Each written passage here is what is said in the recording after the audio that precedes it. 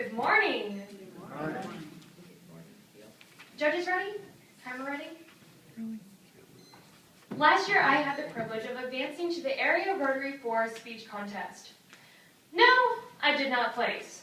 But the reason I stand before you today is because of this little motto, try again. I live by this little catchphrase, and I realized that this is the very foundation of the Rotary Club. And in the following minutes, I hope to illustrate how and why this ties to the Rotary Club, and it should be valued for everyday life with the 4 questions. Is it the truth? Is it fair to all concerned? Will it build goodwill and better friendships? And lastly, is it beneficial? Failure often prevents people from reaching their true potential or goals. They focus solely on that one fall rather than getting back up and facing the new day. Is that the truth? Or rather, are they being true to themselves? No, they are not. To further elaborate on this, I'll provide a personal example. I was part of student council in 7th grade and we were holding office nominations. I so badly wanted to be president. So I raised my little hand and I was nominated along with 5 others. And I didn't get that position. But there were several other open positions and you can bet that I raised my hand for each and every one. And once again, I did not secure a single position. A lot of people would look at that experience and see that as reason to never run for anything ever again. But that would be letting failure win. I don't believe that we are just supposed to accept failure. In no way is that the truth when it comes to reaching our goals. In fact, it only makes it that much harder to reach your dreams by focusing on that one failure. But we can overcome that by staying true to our desires and dreams by applying the motto of try again. Since 7th grade, I have held several positions, and I'm proud to say that this year I am junior class student council president. Not only would accepting failure be untrue to ourselves, but it would also be unfair. Sometimes failure or setbacks are not getting a job or getting a part in a play, but the comparison of ourselves to others. Is it fair to all concerned is the next question we have to ask ourselves when evaluating not giving up. Theodore Roosevelt answers the question this way. Comparison is the thief of all joy.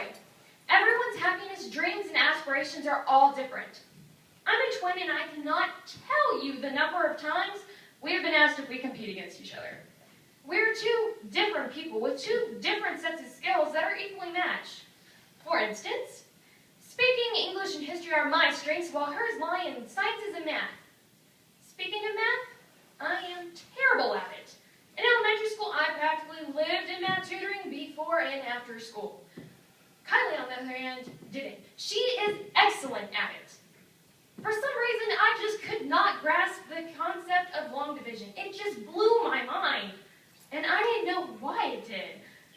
Seeing that she succeeded in that area and that I didn't could have influenced me to stop trying in that subject. I could have stuck with the mentality of, I will never be as good as her, so why try? But that would have not been fair to me. Accepting my failure and having a pity party for one would not have helped me succeed. You can't compare yourself to someone who isn't you because they are not you. That isn't fair to you or them. It holds you back from your dreams, unless you try again to succeed. I wasn't just going to accept failure without giving it one more shot. So I asked Kylie for help, and several years later, I have an A in math. I'll answer the last 2 questions. Will it build goodwill and better friendship? And will it be beneficial to all concerned? With one answer, yes. Trying again is what makes life worth living. It encourages other people to keeping on because people's motivation and drive are contagious. Have you ever noticed how a smile or a laugh is contagious? It's the same principle. Motivation stems from other people who have succeeded in not letting their failures stand in their way and tried again anyway. When I first started being the MC for our high school pep rallies, it was nerve-wracking. Imagine all your classmates' eyes and ears trained on you in the center of the basketball court, and it was enough to cause the whole butterflies in your stomach and the sweaty palms bit. It was hard getting up there the first couple times, and a lot of my friends and people and teachers that I barely knew would come up to me and ask how I was able to get up in front of so many people and speak. Well, the answer is because of my wonderful physics teacher, Miss Kucera. It's people like her I was able to get up and speak. After a pep rally that had particularly gone, I wasn't the best. I walked into my physics class and on my desk was a note. It said, I just wanted you to know how much I appreciate you building our school spirit, signed Miss K. This brief little comment was beneficial because it motivated me to keep doing what I loved and what I was passionate about, building school spirit. I now do all the send-offs and assemblies in addition to the pep rallies. It's fun to get up and try again because you always have the hope that you can inspire someone else.